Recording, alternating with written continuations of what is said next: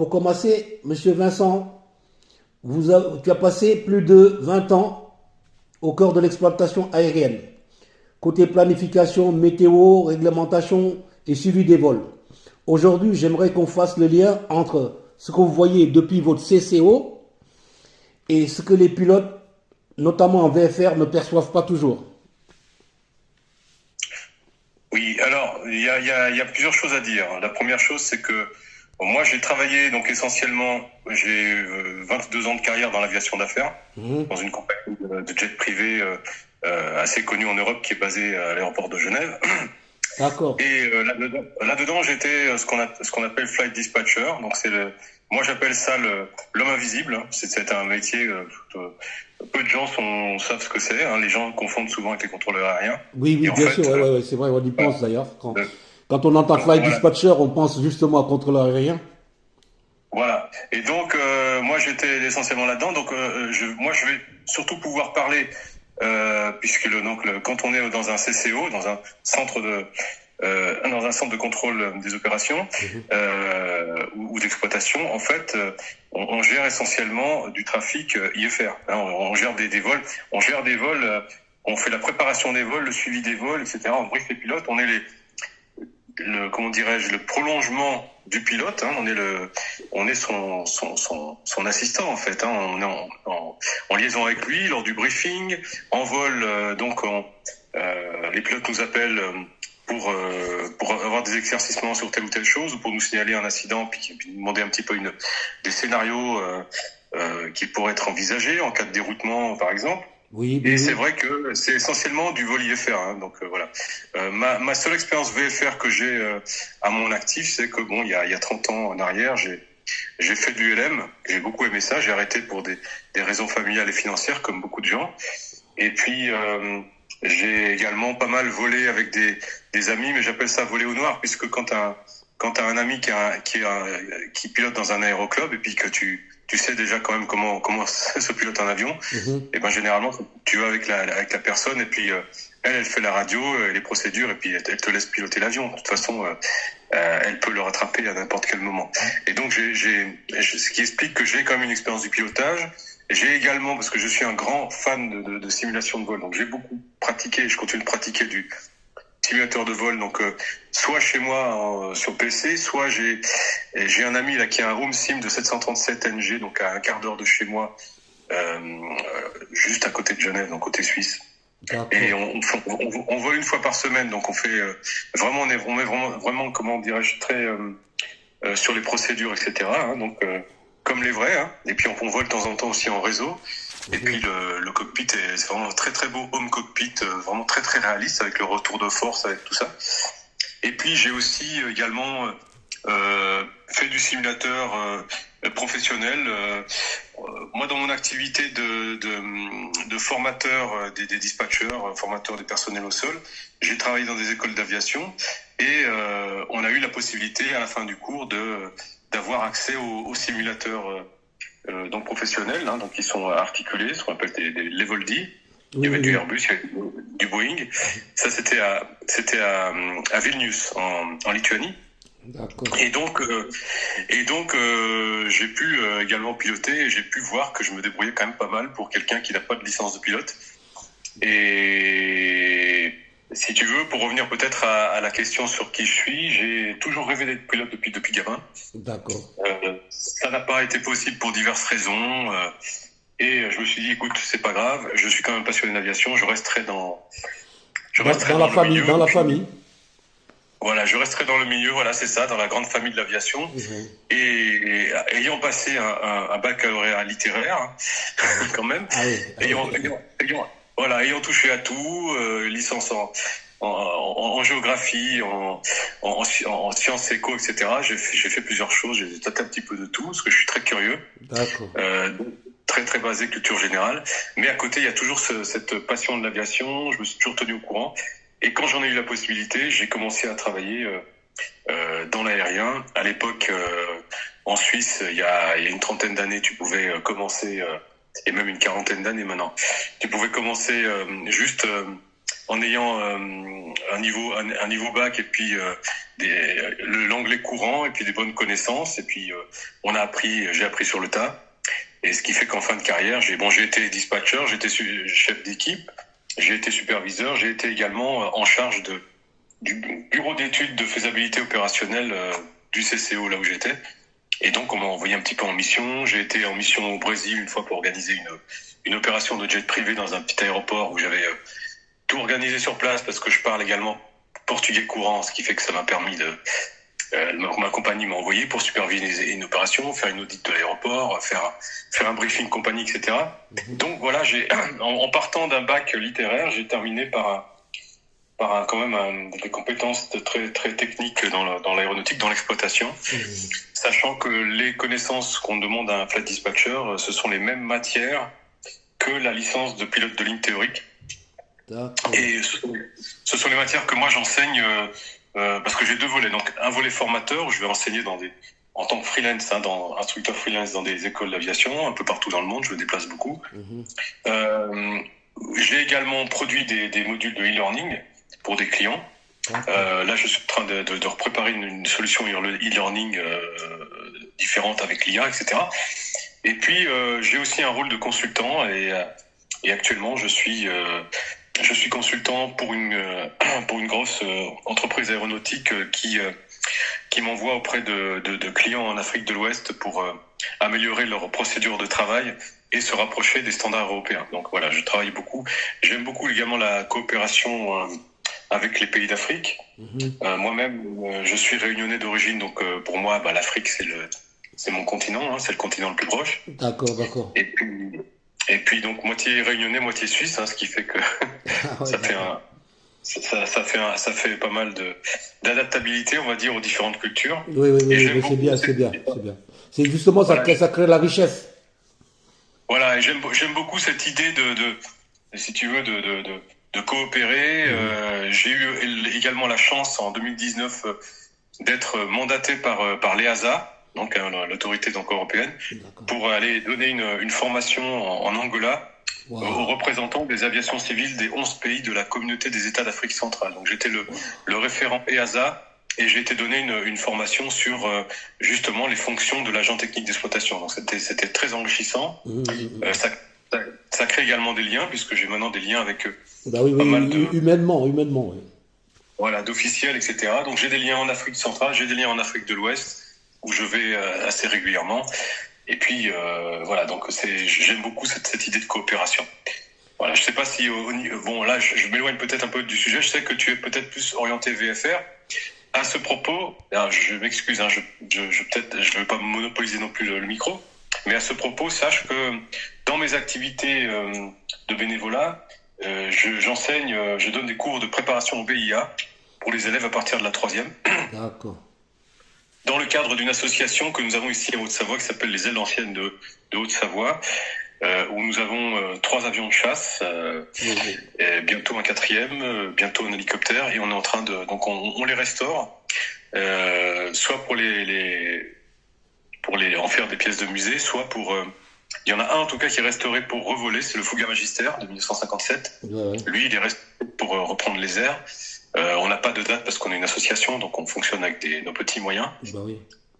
Dans le cadre de cette association, on a plusieurs activités, plusieurs branches, et moi, je suis le responsable pédagogique de la branche des cours BIA. Donc, dans le cadre des cours BIA, on enseigne l'initiation aéronautique aux élèves. Donc, on est à fond aussi dans tout ce qui est VFR, naturellement. Normalement. Et puis, voilà, et donc, je sais pas si j'ai pas trop dévié, Alex. Non, ça va. Écoutez, l'important c'était que tu nous parles un peu de toi. Et puis ce que tu fais est très très intéressant. C'est juste que on ne savait pas si c'était VFR ou IFR. Donc maintenant on est fixé. On va aller plus vers l'IFR quoi. Mais bon, on sait que quand même que tu as un enseignement plus ou moins. Tu as un truc général de toute façon. C'est un truc général parce que tu as touché un peu à tout en fait. Voilà, c'est ça.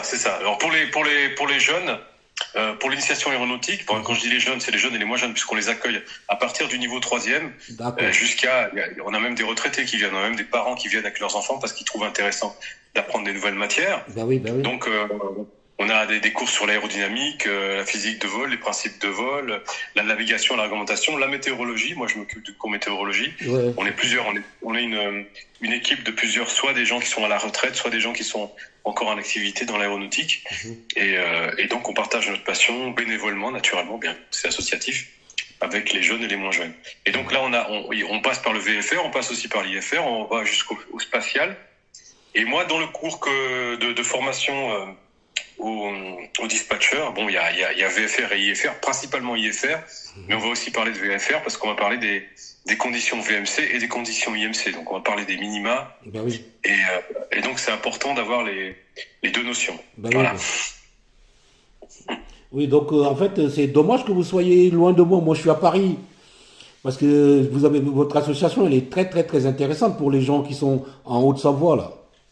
Voilà. Ils ne se rendent même pas compte de la chance qu'ils ont, quoi, d'avoir une association comme ça, et qui donne du savoir plus ou moins gratuitement, quoi, aux adhérents, on va dire. C'est ça. Alors nous, il faut juste savoir une chose pour parler de cette association. Nous sommes la seule structure du département de Haute-Savoie et une des rares dans la région à proposer la préparation à l'examen du BIA en dehors de l'éducation nationale. Dans notre région, on a très très peu d'établissements scolaires, collèges ou lycées, qui proposent ça, le BIA, et il y en a peut-être 4 ou 5 sur tout le département. Et encore, il faut vraiment aller le tirer leur tirer les vers du nez pour qu'ils le fassent. Ils sont pas. Mais sinon, tu peux nous parler, c'est quoi exactement le VIA, s'il te plaît, Vincent? Le BIA. Oui, le Alors BIA. le BIA, C'est le brevet. BIA, c'est le brevet d'initiation aéronautique. Tu trouves ça sur Internet. C'est un brevet d'État officiel, délivré par l'Éducation nationale sous le couvert également de la DGAC. Et c'est un diplôme national, hein, un peu comme n'importe quel autre diplôme. Et ça permet de sanctionner, on va dire, une connaissance, un socle de connaissances générales sur l'aéronautique. Donc, on va apprendre, ce que je disais tout à l'heure, donc les principes de l'aérodynamique, etc. Mais par exemple, les modules, il y a combien de modules? Ça dure combien de temps, par exemple, en horaire, en fait? Écoute, nous, dans notre structure, on donne des cours le samedi matin pendant 2 heures, donc de 10h à midi, à partir de la mi-novembre jusqu'à fin mai. Et on a environ, ça nous fait je crois que ça nous fait 23, quelque chose comme ça, 23 ou 25 samedis. On va pas dire de bêtises. Donc en fait, c'est une préparation au BIA. Et ce qui fait que, alors non seulement les jeunes, ils ont le manuel BIA, le manuel officiel, hein, qu'ils peuvent se procurer, que nous on prête, et qu'ils peuvent acheter aussi sur Internet, qui est vraiment le bouquin officiel de l'Éducation nationale. Et puis nous, en plus de ça, on leur offre l'accès sur un serveur où on a hébergé une quinzaine de gigas de manuels, de documents, de vidéos, qui aident un petit peu. Ce qui fait que comme les cours sont pas obligatoires, on n'est pas à l'école. Les gens peuvent manquer, par exemple, il y a des vacances en ce moment, il y a pas mal d'absents, mais on leur envoie un petit mail en disant, voilà, ce samedi, nous avons vu ça, vous pouvez trouver ça à tel endroit, voir telle vidéo, etc. Et si les élèves ont des difficultés, on est derrière. Contrairement à dans l'éducation nationale, le prof, il vient, il fait son cours, tu comprends, c'est bien, tu comprends pas, tant pis. Donc, et le résultat, il est là, c'est que nous, l'éducation nationale arrive entre, je crois, 78 ou 80% de succès à l'examen. Plutôt 78% de résultats à l'examen. Et puis nous, on est à 100%. On est à 100%. Etc. Et puis on fait un gros pourcentage de mentions. On a plus de la moitié on a souvent les 3/4, 75% de mentions. Quelquefois, on a eu aussi presque 60% de mentions très bien. On a beaucoup de mentions, quoi. Donc, c'est assez reconnu. Si tu veux, donc après, en off, je pourrais t'envoyer des liens sur des articles qui ont été faits, etc., qui parlent de tout ça. Merci. Et effectivement, et voilà, nous, on le fait. Alors, comme je le disais, donc, c'est des cours qui sont gratuits. Il faut juste, comme c'est une formation, on va dire, entre guillemets, interne à l'association, on demande juste de prendre une adhésion, une cotisation annuelle à l'association, qui n'est pas très élevée, puisque pour un jeune, c'est 80 € pour l'année, et puis pour un adulte, c'est 95 € pour l'année. Donc voilà, c'est pas grand-chose pour des cours de qualité qu'on donne. Oui. Et puis surtout le taux de réussite que vous avez en plus. Oui, c'est ça. Alors, au début, on allait, il y a quelques années, on faisait à chaque fois, on faisait un petit peu une campagne, on faisait un petit peu une pub sur les réseaux, etc., pour trouver des élèves pour la prochaine rentrée. Maintenant, on a complètement arrêté de faire ça parce qu'on est submergé d'appels. Ah oui. On doit refuser du monde. Hein. Moi, on a une salle que la mairie d'Aixonville, c'est la commune où on est là-bas, nous met à disposition parce que naturellement, on peut pas donner les cours dans notre hangar au milieu des avions. On n'a pas les conditions pour ça encore. Et donc, on a une salle à disposition, mais on est limité à 30 places. Et surtout, si on veut faire un enseignement de qualité, on peut pas non plus être beaucoup trop nombreux. Oui. Hein oui. Donc voilà un petit peu le truc. D'accord. Je sais pas si c'est... Ouais, ben c'est très intéressant, c'est très intéressant. Alors par contre, quand on est pilote IFR, quelles sont, selon toi, l'une des plus grandes illusions de sécurité qu'on entretient? Illusion de sécurité? Oui. Je pense que enfin, je ne veux pas m'avancer trop, mais moi, à mon sens, la plus grande illusion de sécurité que je vois, c'est d'être super confiant dans tout ce qui est le système et de se contenter de monitorer. Il y a un grand précepte en aviation que tu connais certainement, qui est qu'il faut toujours être devant son avion et jamais derrière. Et je suis également un grand passionné de sécurité aérienne. Je suis abonné à plusieurs chaînes qui diffusent justement des documentaires, etc. Je reçois des rapports, je lis souvent les rapports du BEA, etc., entre autres. Oui, bien sûr. Et je suis consterné par l'accidentologie qu'on arrive encore à avoir en 2026, alors que on a quand même une industrie qui est une des plus sûres qui existe. Oui. Et puis, on continue malgré ça. Alors, si on parle de l'aviation générale, c'est catastrophique. Je suis un petit peu ce qui se passe, notamment aux États-Unis. Aux États-Unis, j'allais presque dire, il pleut des avions légers pratiquement chaque jour, quoi. Surtout, c'est complètement stupide. Je ne sais pas si toi tu suis un petit peu ce qui se passe, mais les derniers accidents, les préceptes ne sont pas du tout respectés. Voilà. Et je dirais que pour un pilote IFR, il y a ça. Il y a vraiment moi en tant que formateur, en tant qu'enseignant, il y a une chose qui m'inquiète un petit peu pour la génération actuelle, c'est que comme on a quand même beaucoup besoin de pilotes, il y a une tendance pour les jeunes qui se lancent dans PPL, ATPL, CPL, etc. Il y a une tendance au bachotage, c'est-à-dire que une tendance à apprendre par cœur les QCM, bosser uniquement les QCM, etc. et ne pas vraiment comprendre ce qui se passe derrière. Et je pense que cela peut entraîner des difficultés. Je repense notamment, sans jugement aucun, mais je repense notamment au crash du Air France 447 en 2009, où, je veux dire, selon toute vraisemblance, on a vraiment une perte un manque flagrant de connaissance de ce qu'on appelle le good airmanship, donc les bons préceptes en termes de pilotage, qui ont mené à ce que les pilotes ont réussi à mettre l'avion dans une situation complètement irrécupérable, alors que, je veux dire, moi j'ai un ami qui vole aussi sur Airbus, il lui est arrivé le même souci qu'Air France 447 au milieu de la Méditerranée de nuit, où ils ont perdu les vitesses. Son copilote lui a demandé qu'est-ce qu'on fait, et puis lui a dit surtout tu ne touches rien.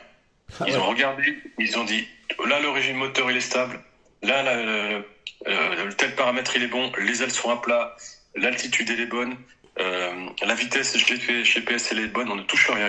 Ils ont rien touché. On avance comme ça. Au bout de 5 minutes, en moins de 10 minutes, les vitesses sont revenues, les sondes avaient plutôt vibré. Les vitesses sont revenues, ils ont poursuivi leur vol rapide normalement. Ils ont rempli le CRM, le logbook après l'atterrissage, en signalant le problème à la maintenance. Et puis voilà, c'était fait. Ils ont surtout se sont pas amusés à faire comme les pilotes d'Air France, à tirer sur le manche, à cabrer, à ne plus savoir où ils en étaient. Alors je paie à leur âme. Je sais qu'ils étaient dans des situations très difficiles, très stressantes. Ils étaient au milieu du poteau noir, ils avaient ça bastonnait de partout, il y avait des alarmes qui criaient dans tous les sens, et je pense que ça a contribué à voilà. Mais voilà, moi le message que je pourrais passer aux jeunes pilotes, justement, c'est d'entretenir leur capacité et leur talent, hein,